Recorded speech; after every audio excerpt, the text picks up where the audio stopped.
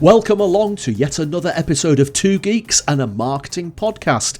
As always, we're here to keep you up to date with the latest news, tech, content and wisdom from the world of marketing. And as always, my co-host is a man on a mission to demystify digital marketing. He's the host of the Content Marketing Studio Visio podcast series.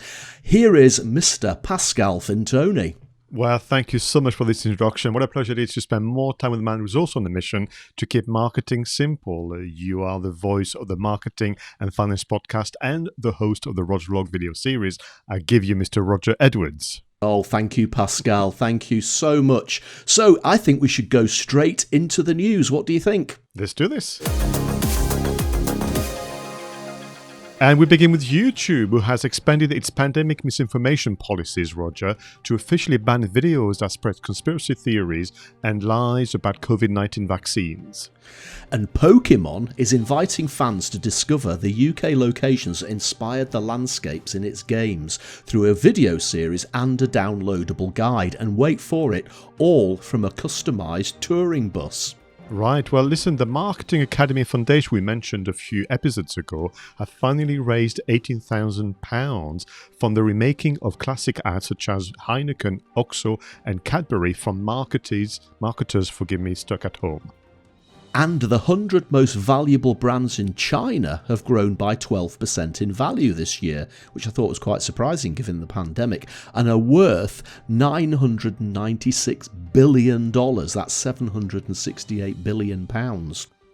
Bit of content marketing news for you, Roger. Budweiser has teamed up with singer-songwriter Alcy on the documentary Poetry and Merchandise to engage customers tired possibly of pandemic-led advertising who are looking for positive and entertaining content. And according to a recent service by NordPass in the US and the UK, 66% of respondents said they have too many accounts to manage, and 41% say they can't remember which password belongs to each account. Cannabis marketing pioneer Olivia Mannix launches another industry first called Psilocybin. It is a marketing and PR agency focused on psychedelic medicines, which will be worth nearly $7 billion by 2027. And finally, a new service from GoDaddy makes it easier to start your business successfully from the ground up. Called Websites in Marketing, it's designed to help even complete web novices grow their businesses with intuitive digital tools. Right, another very interesting set of news. I'm glad you brought back, the Marketing Academy Foundation, because we mentioned them a few episodes ago. I think it was probably in and around July. They launched, this kind of charity event where marketers stuck at home had to recreate some of those iconic adverts, just using what they had at hand, and £18,000 to help young people start a career in marketing. I think that's fantastic. I mean, £18,000 raised is fabulous, isn't it, for the charity? But I just love the idea, even the first time we spoke about it, all those iconic adverts and just recreating them. It's just a fun exercise. Love it. And what about this psychedelic medicines thing? I was really quite surprised about that. I mean, this person set up an agency to market cannabis. Now, there are a very few number of states in the United States where cannabis isn't illegal, and I guess this person became extremely successful helping people to market effectively a drug. And again, I believe that there are certain parts of the United States where certain psychedelic medicines, i.e. magic mushrooms, aren't illegal. And it just goes to show if there's a need, there's a product. But certainly in terms of the full article, when I read it, he was mentioning, obviously, that there are some serious research being done about the properties of some of those products where you can extract just what you need to help people with different conditions and ailments. But I think it's back to this idea of being have a foresight. So, she's called the pioneer. Is because, she's thinking, well, in 7 years' time, I'll be glad I launched this PR marketing agency. And if you have some insight into that particular industry or sector, I remember, just at a very, very smaller level than hers, I missed the boat all those years ago when it came with regard to SEO.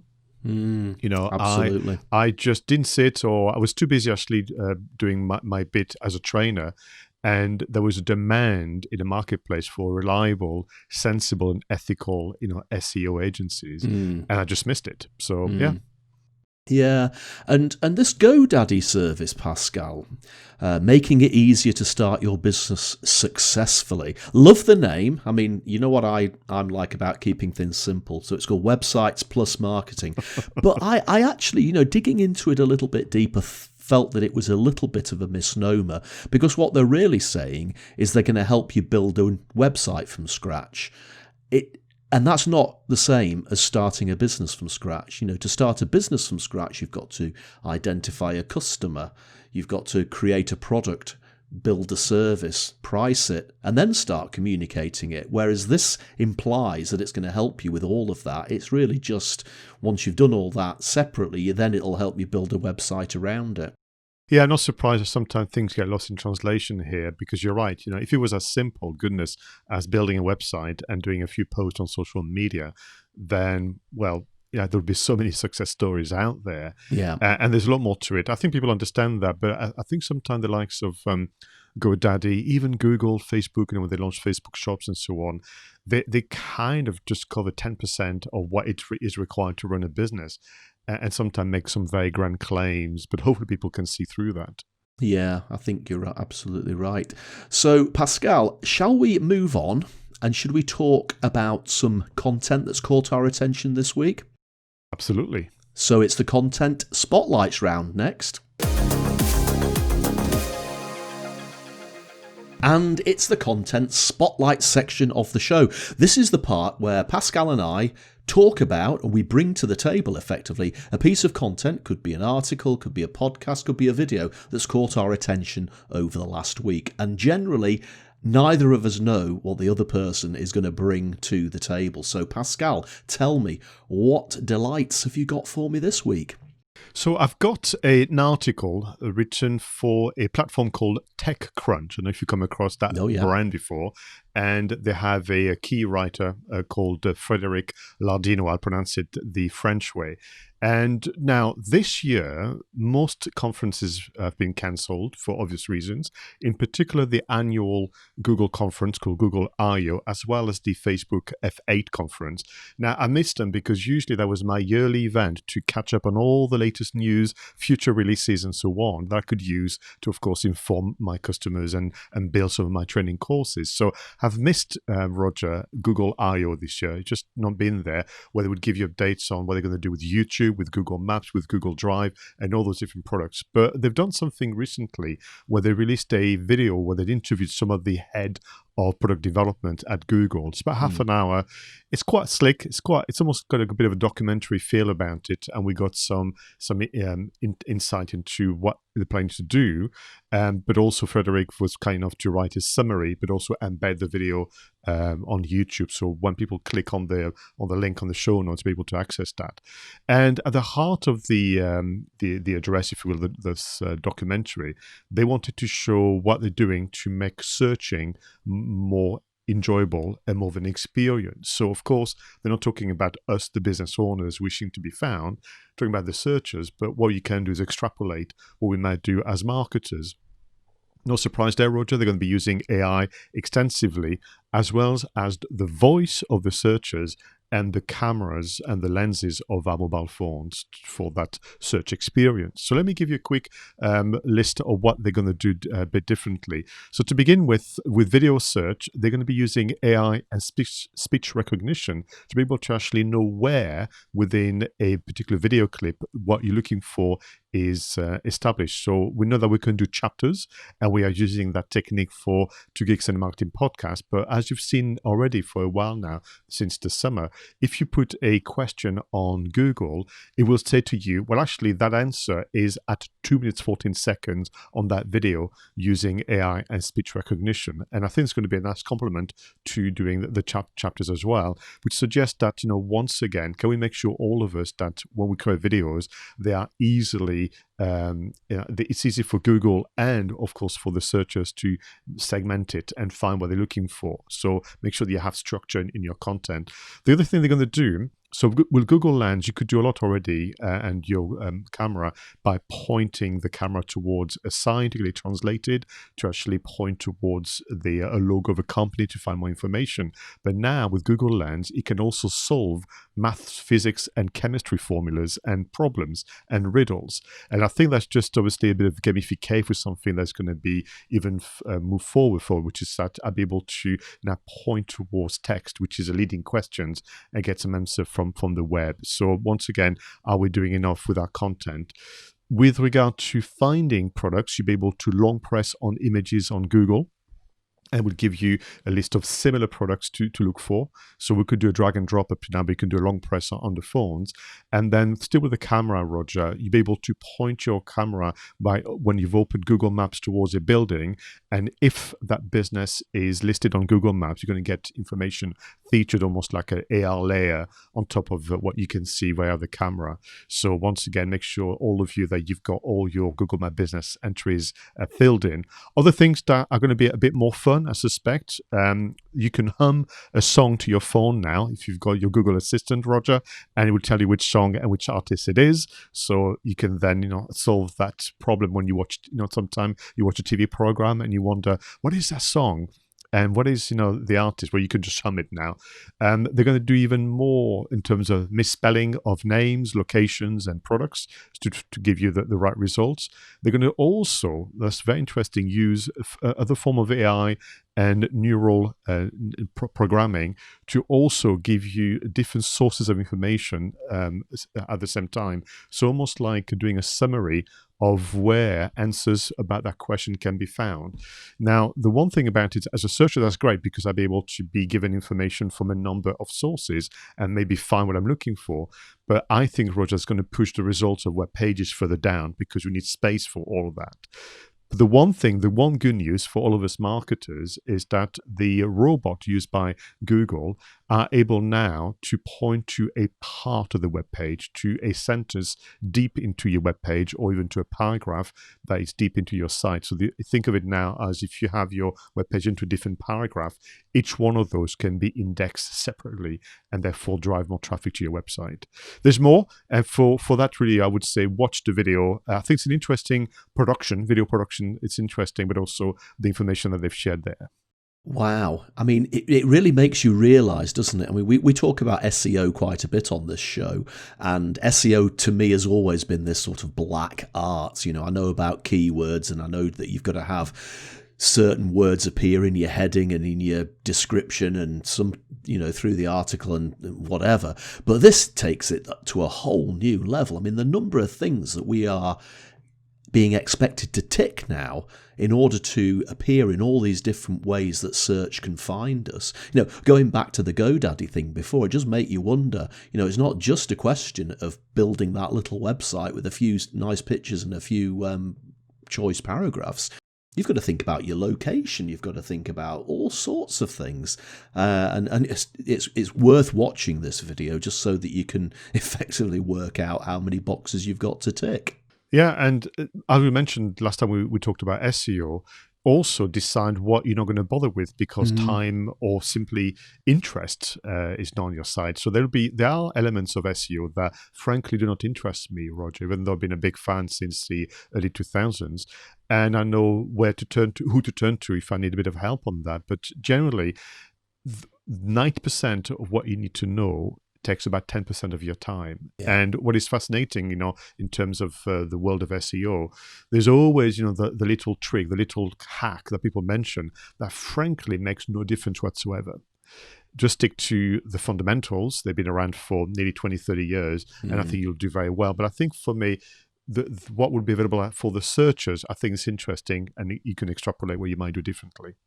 Yeah, I think it's not worth getting anxious about all of this. I can see, there'll be all sorts of people, here's a course on how to operate all these new bits of, search, like how to get your building to show up on the map and all of that sort of thing. But the bottom line is, don't get anxious about it. As you say, the fundamentals haven't changed. It's just the fluff around the edges.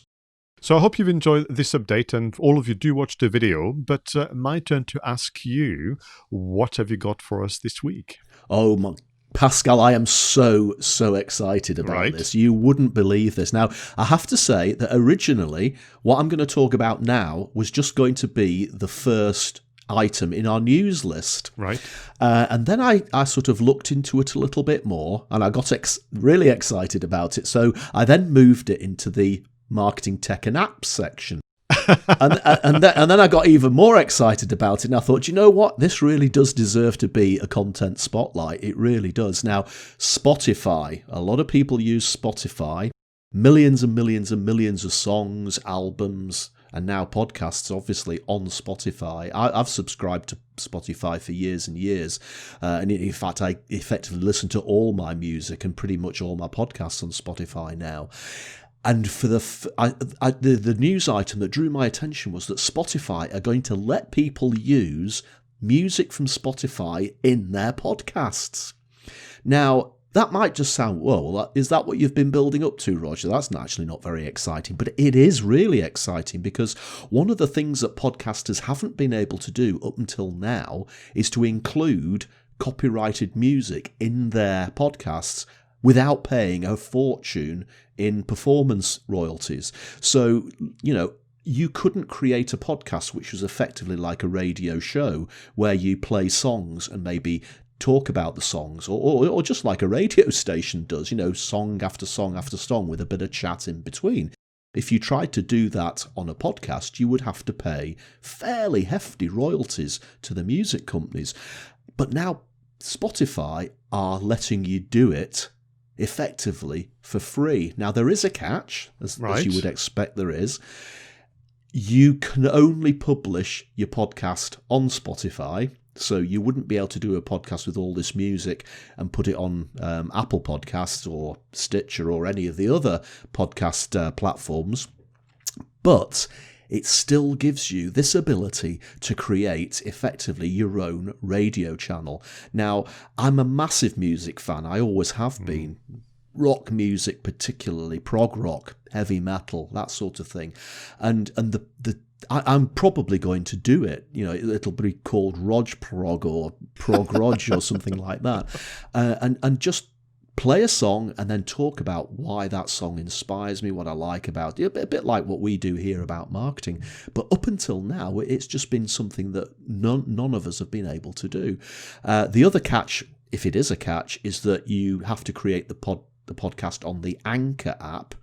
And of course, we know that Anchor was bought by Spotify earlier in the year or a year or so ago. So it's a really nice bit of synergy there. And I think that quite a lot of music fans will be getting quite excited because you can effectively now launch your own radio channel and call it a podcast. That is incredible news, Roger. I mean, truthfully, you and I would get excited reasonably easily, as our viewers and listeners will know. But this is pretty exceptional. Yeah, absolutely. And it's just one of those things, isn't it? Music has always been out of reach because of these ridiculously high performance fees that you would have to, I looked into it once because I genuinely did want to launch a podcast which was more like a radio channel, and even the cost of licensing one song, you're talking about hundreds, maybe thousands of pounds. Now, obviously, big radio stations like the BBC, etc., they can just pay all of this. But for people like us, it would be a significant investment. So this is just phenomenal. And I just love the way that one company, Spotify, has bought another company, Anchor, which has always been quite innovative when it comes to podcasting, and effectively merged the two synergies together and created something spectacular. I would like to bring this item back in future episodes, Roger, if you don't mind, because I think there's going to be some evolution. There's going to be also people who are going to go ahead, as you mentioned, with their own shows. And I'd love to bring that back as an item to discuss, maybe a month, 2 months, or 3 months later, what is happening with that kind of Spotify Anchor, not a merger because they belong to the same company, but this idea of actually, bringing the best of both platforms. Yeah, and of course the Possibilities are endless. I would do a show about prog rock. Somebody else will do a show about 90s music. Somebody else will do a show about 80s music. Somebody will do a show about classical music, movie themes, whatever it might be. I've got my name all over this one, yes. It's just phenomenal. So you can see why this little news item effectively grew in size and just had to become a content spotlight. I think we should probably move on, otherwise I'm going to burst. Do you think? Let's talk about marketing tech and apps, Pascal. In this section of the show, Pascal and I bring to the table some marketing tech and apps that have caught our attention over the last week. So, Pascal, hit me with your selections. So, Roger, I hope you don't mind, but I'm going to continue with Chrome extensions. This is my theme now, and I'm sure eventually I'll move on from that. But and they are both kind of choices based on recent experience. So, for our viewers and listeners, Roger and I obviously share the work when it comes to the pre-production, production, post-production of Two Geeks and a marketing podcast. Roger will take care of the audio version of the series because he's been podcasting for a while now. Actually, I couldn't remember. When did you start podcasting, Roger? Do you remember? My marketing and finance podcast was launched in 2014, but I actually did a podcast earlier than that. It was called Group Fitness Over Coffee, believe it or not. And I actually started that one in 2012. So, crikey, 8 years. Right. And people will know video is my preferred format, so I take on the role of taking care of the YouTube and future channels. And what you can do on YouTube, as many of you will know, is put a thumbnail image to help you promote, obviously, that particular episode. There's an annoying thing about YouTube, which is that the file size is limited to 2 megabytes. So like many of you, I'll be using Canva, and this week I got a file which was 2.1 megabyte. And Roger, I thought, well, surely, and I thought wrong. So I was reminded of an app which is actually owned and was actually improved upon by Google called Squoosh. So think of it as a squash, but with double O, Squoosh. And what Squoosh would allow you to do was to actually compress an image without losing the quality of what it looks like for, obviously, us as visitors of the interweb. So what you can do is put an image that is maybe 10 megabytes, and by using a bit of a dial, you can reduce it to the 2 megabytes that YouTube requires. But you'll see that the loss in quality of your JPEG or PNG is actually much, much reduced if you use any other compressors. And the reason why Google invented it, improved upon it, was because they were getting fed up with people not compressing their images for websites.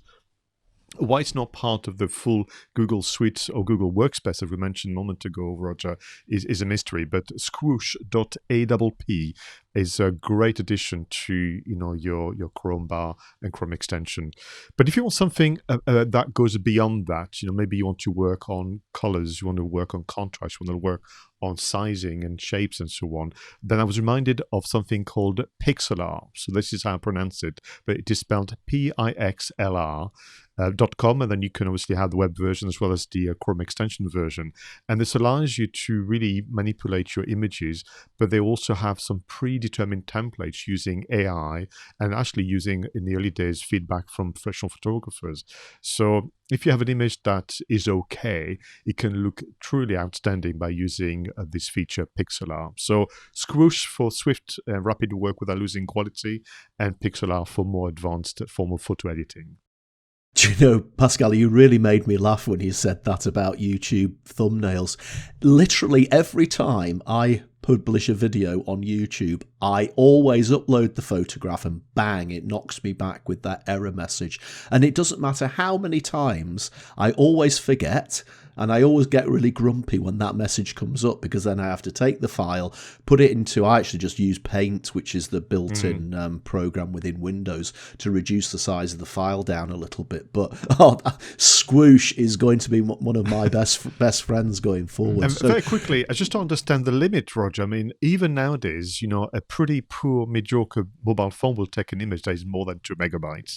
Yeah. And I agree, I don't understand the logic, because you could upload a 45-minute, 90-minute video in 4K, which must be hundreds of gigabytes in size, and yet they won't let you.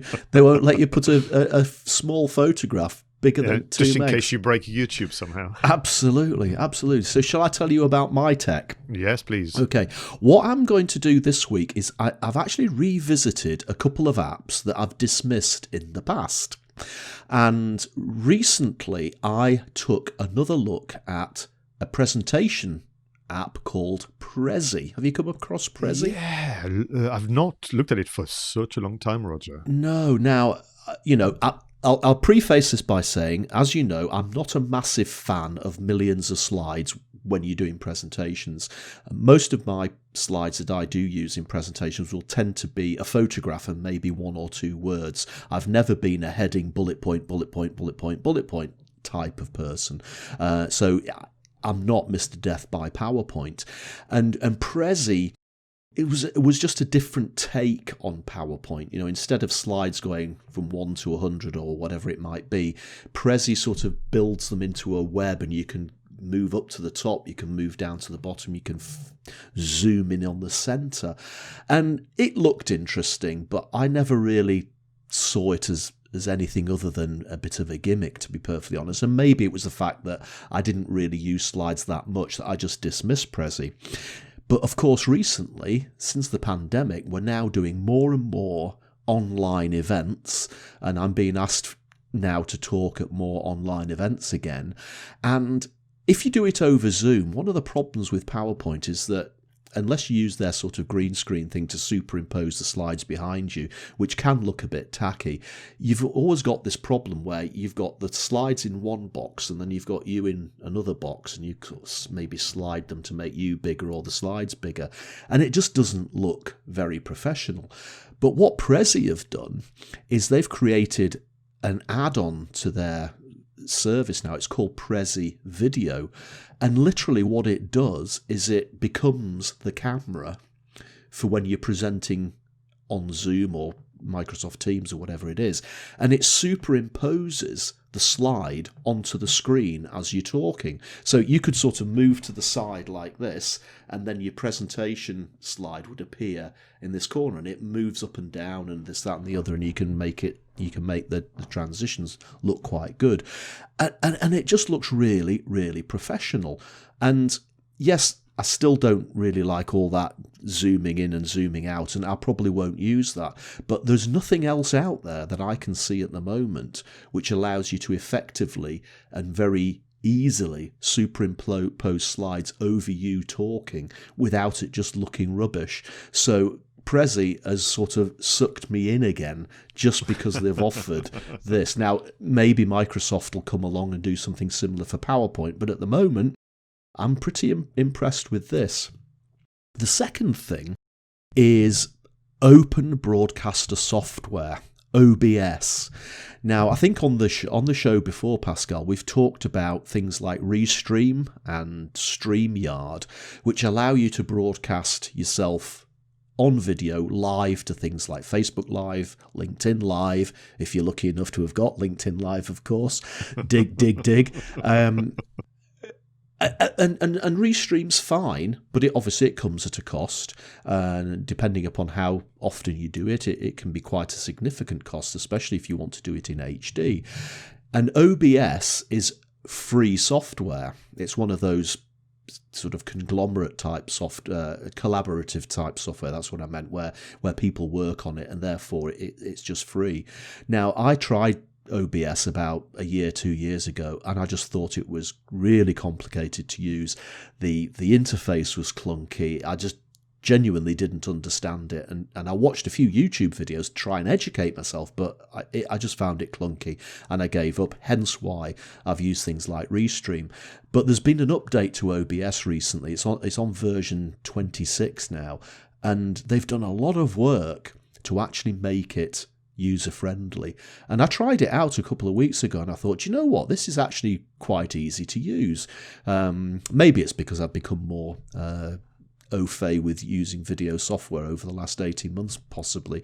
But I actually quite like it now. And obviously, because it's free, you can still broadcast in HD, which you have to pay a premium for, usually on things like Restream and StreamYard.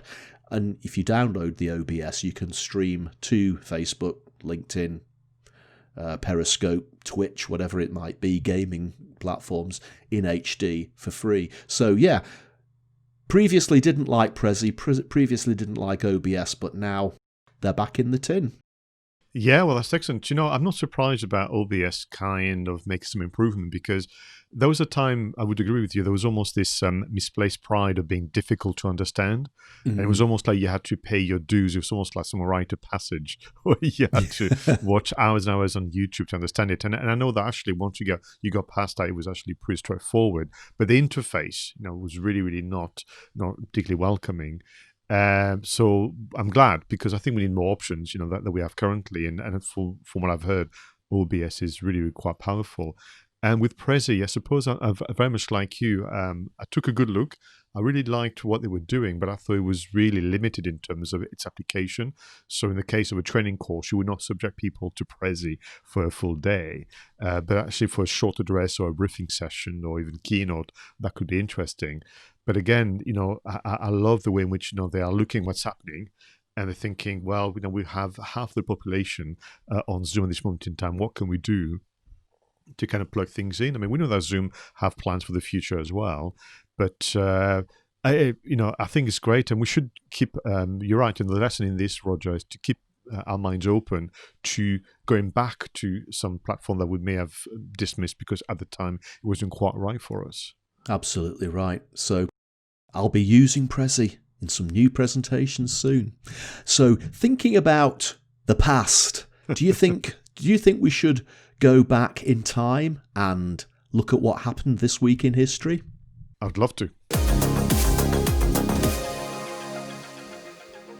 And in 1878, Thomas Edison and a group of investors formed the Edison Electric Light Company. The goal was to provide financial support for Edison's experiments and work on developing an electrical lighting system for an entire city.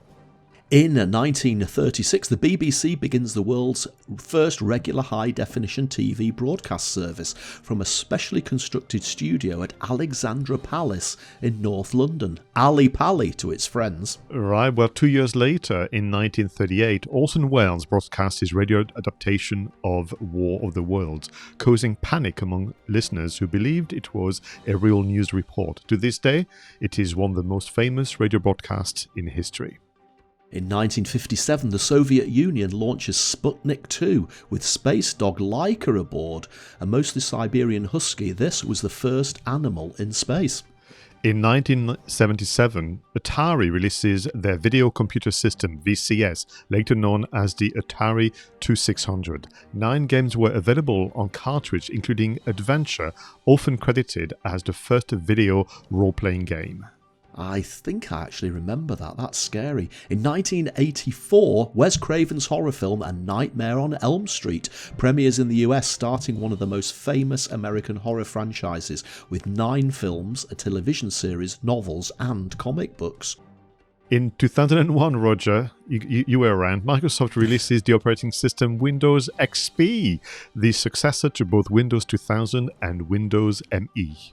And in 2007, Google introduces the Android platform, its mobile operating system for cell phones, based on a modified version of the Linux operating system. The first Android-based phone would ship in September of 2008.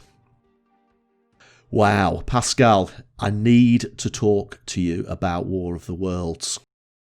Please do. Can you just imagine what that must have been like for people who didn't realise that it was actually a play? I mean, total panic, thinking that the Earth had been invaded. To me, it shows the power of audio and the sound. And I'm bound to say this, of course, bear in mind what we're doing, you and I.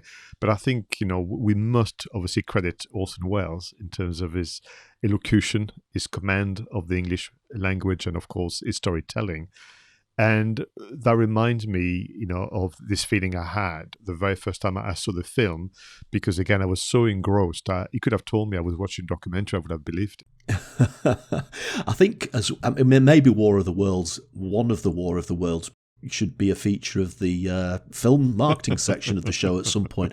But of course, there was the Orson Welles radio adaptation. There was a Hollywood film made probably around about 1957, maybe a little bit later, the early 60s perhaps, with these incredible floating Martians with a sort of head on top of it. And then, of course, harkening back to the conversation we had earlier about music, there was Jeff Wayne's musical version of The War of the Worlds, which was an album that was released in the 70s, and that is a cracking piece of music. I still listen to that to this day. So yeah, War of the Worlds. Just to think that the original book was written in something like 1890 or something like that. Is that right? Wow. Incredible. And how many times it's been adapted in different ways over the years. That's content repurposing, isn't it? It is a bit. But just quickly, because you mentioned it, a friend of mine had the Atari 2600, and he played that adventure game for hours. If you remember vaguely, it was actually not very well crafted compared to what you can do nowadays, where it was just essentially square blocks. So your character was a square. You were in a maze, with different levels. And the further down you went through this dungeon, the more dangerous the creatures, which were symbolized by letters. So, T was a troll and S was a snake and so on. But we loved it. And at the time, we began, I think, just to get into role-playing games as well. Certainly those books, from the author escapes me now, but, the books where you are the hero, where you make decisions and move on to different chapters. So, yeah, fond memories of the Atari games, particularly Adventure. And updating Windows, goodness me. Windows XP obviously came after Windows 95, which was probably the one before XP. Whenever I've updated my computers over the years, the upgrading to the new Windows operating system for me has always turned into a disaster. Something has always happened, like I've lost entire collections of photographs or this, that, and the other. So I've always been a little bit frightened of new versions of Windows. But of course, apparently we're now stuck with Windows 10 forever because they just keep building upon that. I wonder whether they'll actually stick to that or whether there will be a Windows 11 one day. But people were so fond of Windows XP, they used it for a long time. And indeed, that was when, unfortunately, people were victim of cyber security issues because it wasn't a strong system. But I think it was probably a system people finally got their head around, and they loved using it. They were fast, moving between files and systems and so on. And I think, with each changes, I think for me, the worst change was probably moving to what I'm going to call Windows 8, maybe. I could be wrong, where they tried to emulate the interface of mobile phones, if you remember. Yes. And that was just a complete disaster. It wasn't good. I think XP was very colourful. It was very colourful indeed. And we've got quite a lot of colourful content creators out there, Pascal. So I think that it's time that we moved on and we gave some creator shout-outs. So Pascal, tell me, who is your creator this week? Go on, give them a shout-out.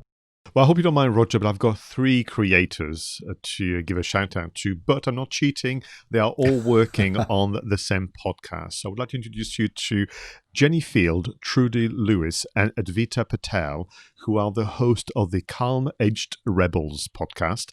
And I'm a fan of New Beginnings, and they launched their podcast recently. I'm going to say no more than a month ago, and I wanted to go and wish them the very best because I know they're going to have a blast. Let me tell you, that podcasting is a new kind of content marketing effort for me. I was always the video guy, or at least and I've learned so much thanks to you, Roger. But also I see what happens when you capture conversations, and really that's what they're doing. 3 ladies are consultants specializing in communications and business transformation, and they capture real conversation. And the kind of driver behind the podcast was they used to keep in touch with each other. They used to check in. They used to share, the ups and downs of being consultants running your own business. And I suppose, like you and I, they went, we should record this one day. We should record this one day. And eventually, they made the leap into being podcast producers.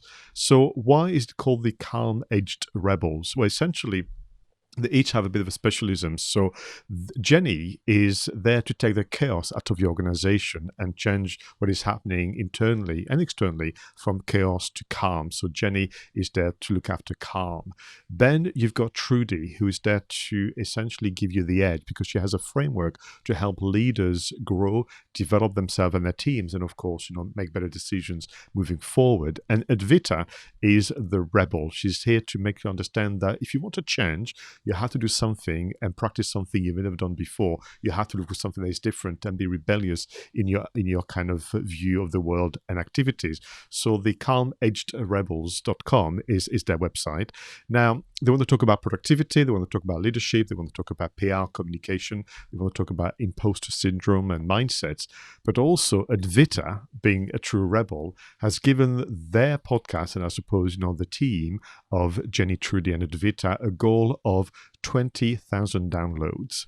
Ooh. And so you hear that when they do the introduction, and you can see the nervous laughter of Jenny and Trudy, who have said, we will eat our hats if we get 20,000 downloads. So just for that, just for the pleasure of seeing Trudy and Judy eating their hats, I think we should give them a shout out and wish them the very best. Sounds good. Sounds good. Hats can be very, very tasty if you put salt and pepper on them. My shout out this week, Pascal, is for a gentleman called Ken Smith. And Ken is from Lincoln in Nebraska in the United States. Now, there's an interesting little bit of backstory here. Going back to 1998, I was the only UK speaker at a financial services conference in Atlanta. I think it was the first international conference that I'd ever been a speaker at. And so I flew across the pond and had a couple of days in Atlanta to adjust to the time difference, and did this presentation. And without going into too much detail, this presentation involved me bursting a balloon, and it was bursting a balloon to make a point. And the balloon was full of talcum powder, so they would make a great big sort of smoky flash when it exploded. And one of the people who was also speaking at this conference was Ken Smith. And at the time, he was the sales director for a fairly sizable financial services company in the United States. And he really loved the balloon idea, and he asked me after the conference if he could use the balloon in his presentation going forward in the future. And of course I said yes, absolutely no problem. And that was 1998, Pascal, and we've kept in touch over the years, and as technology has developed, we first kept in touch by email, and then we started to have the odd phone call, but more recently we've obviously been having Zoom calls and Skype calls. And the reason I'm shouting Ken out is because I've noticed recently that he's launched a podcast of his own, right, and it's called Coffee is for Closers. And Ken is a sales guy, sales director. He's written a book, actually. It's called Sales Lessons from the Masters. And I just love the fact that he's finally launched a podcast. I knew it would happen. I knew it would be about sales. I was very drawn to the Coffee is for Closers headline, title of the podcast. Funny, isn't it, that I said that the first podcast I launched many years ago was Group Fitness Over Coffee. I believe there is a podcast out there called Marketing Over Coffee as well, and Strategy Over Coffee. So coffee tends to play quite a lot in the titles of some podcasts. So I haven't listened to many episodes of this, but Ken is one of the best sales guys in the world, and he knows the traditional methods, he knows the modern methods, so there's a lot of really good insight in that podcast, so give it a listen, and as always, we'll include the link to it below here in the show notes. Well, that's two fine selections again. Thank you very much, Roger. And now it is always the most exciting part of the show, because we are about to get into film marketing. So this week we're going to talk about a film which was launched in 2015, and it is called The Martian, starring Matt Damon. Pascal, what do you remember about this film? I remember the excitement leading up to the film. Actually treated myself to the IMAX experience to go and see The Martian, and then I couldn't wait for the Blu-ray to come out. I must have seen the film 3 or 4 times now. And I think for me, it's the perfect combination of science fiction, adventure, survival with some exquisite videography, by Ridley Scott. This is one of those films, and I struggle to think of a way to describe this, but there's a certain type of film that sometimes I will relive in dreams. Almost like, do you know what it's like? And they're usually films like this where somebody has to survive. So The Castaway would be another example where there's pretty much only one person in the starring role. Okay, there may be a few other people, but the film usually focuses on one person, and that person is just basically put through trial after trial after trial until eventually, finally, they manage to succeed in whatever it is they're trying to achieve. And sometimes I will have a dream as if I'm that person in that film, reliving the film in almost like a perpetual loop. And I almost find myself thinking, how can I make myself wake up so I can break out of this? And The Martian is the last film that I remember seeing which had this effect on me. And it's just that relentless. You think, oh no, can he not just give him a break, for goodness sake? This guy has been through so much, but it's quite claustrophobic, isn't it? The fact that it's mainly focusing on the one person. Yes, it's also a way in which, he has to survive for 2 years, if I'm not mistaken. I should know this, I've seen it too many times. So there's also this sense of dread of time and how long it takes. Even when eventually he's rescued and he has to travel quite a distance on the surface of Mars, that takes him days and he has to really be calm and hold his nerves and so on. But for the rare few of viewers and listeners who have not seen The Martian, let me remind you that this is a story of Mark Watney, who's an astronaut who's been left behind after the crew of Ares 3 has to escape from Mars because of a storm that would destroy the station and the spaceship as well. And it's not just his struggle to survive, it's also their effort to go back to Mars to rescue him. There's almost two stories going on at the same time. And back to your examples, Roger, of Castaway and many others, which is essentially his own version of Robinson Crusoe. Normally, it's only about the survivor. Here we had a parallel story of what's happening on Earth and what's happening in the spaceship as well. Yeah, again, it's just that the storytelling. We keep coming back to this week after week, don't we?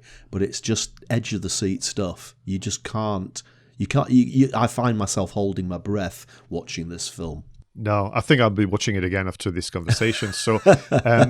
I suppose unwittingly and with no intention, it's a sci-fi movie, but I think because it's taking place in 2035 with some real, I would say, grounded science with the help of NASA, that's probably why it's also so, you get so involved, because this feels very real compared to perhaps other forms of science fiction Ridley Scott has done, like Alien and many others.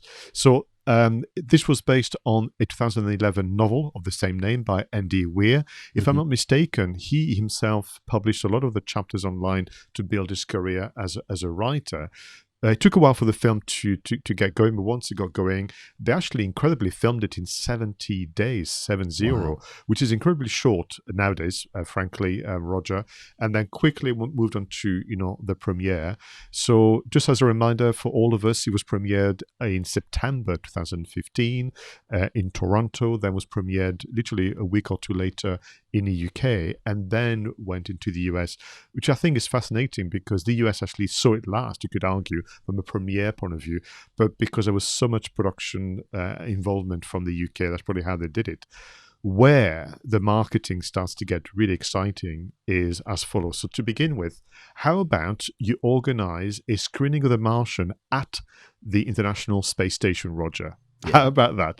Just to a small PR coup of sort, where you would, do that. And I'm sure those who were present at the space station had a giggle looking at all the things that perhaps are not exactly correct, although I'm told by people at NASA that they were very, very pleased with the science and everything that they did. But they also did something that I thought was so, so clever. They did some false video diaries of the crew of Ares 3 on their way to Mars, whilst on Mars, and obviously shortly after that the film starts. So you had a lead up, from the summer of 2015 to the premiere in September, of the actors pretending to be their characters, pretending to be nervous in front of the camera, vlogging, if the term was already in existence in 2015, about how they're going to eat, how they're going to keep themselves from boredom.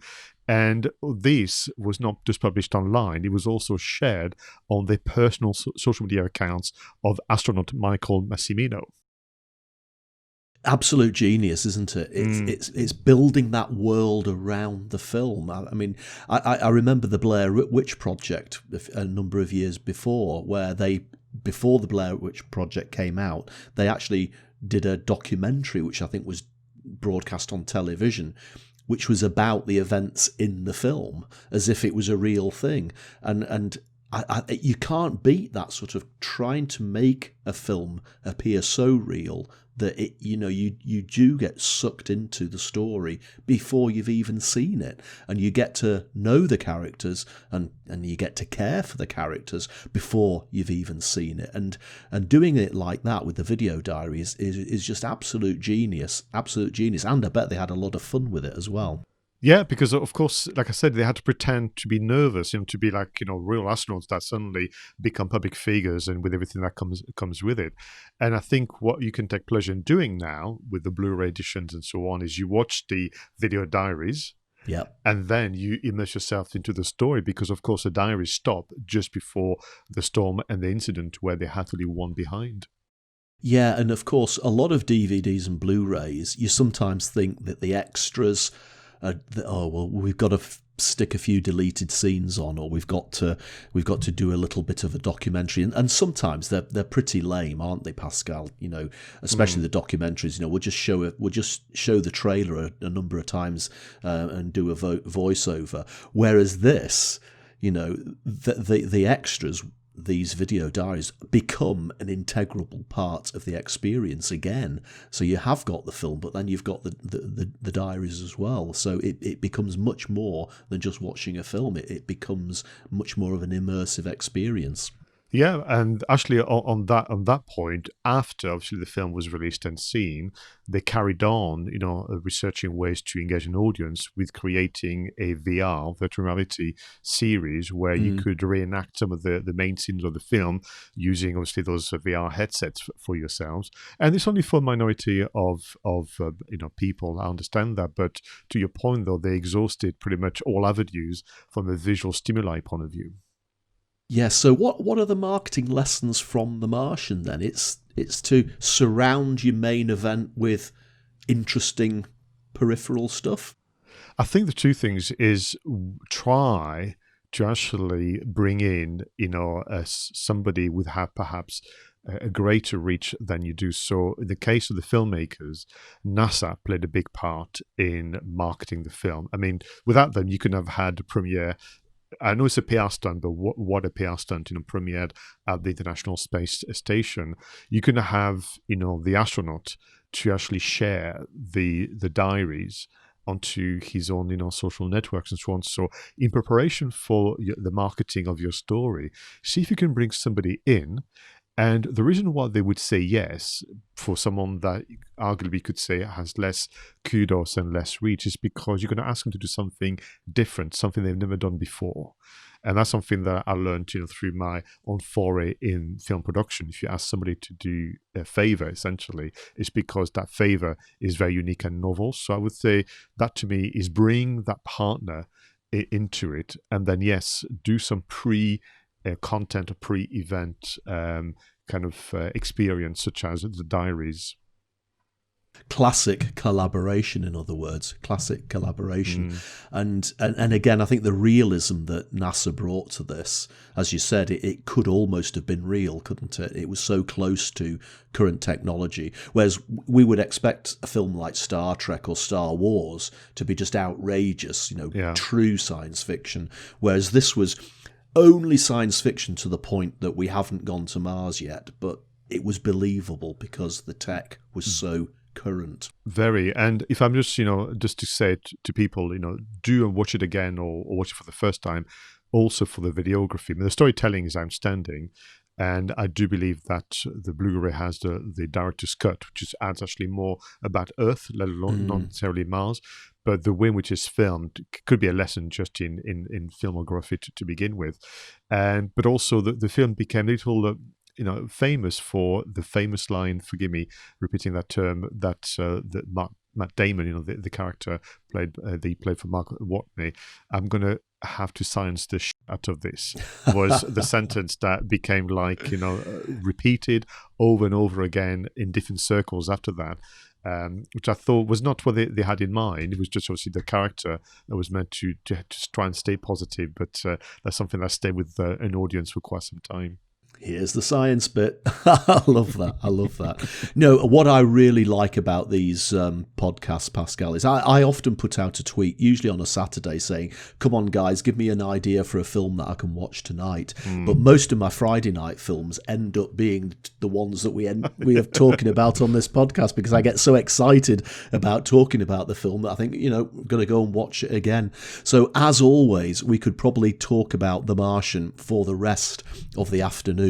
But we do have to bring the show to a conclusion. So, everybody, can I just say once again, thank you so much for watching or listening to Two Geeks and a Marketing Podcast. Pascal and I are so pleased that you choose to plug us into your earphones or put us in front of your eyeballs. Please subscribe to the podcast. Please leave comments. Please leave suggestions in all the places that you consume your video and audio entertainment. Until next time, please go out there and make sure your marketing is done right. I was Roger Edwards and he was Pascal Fintoni. Take care.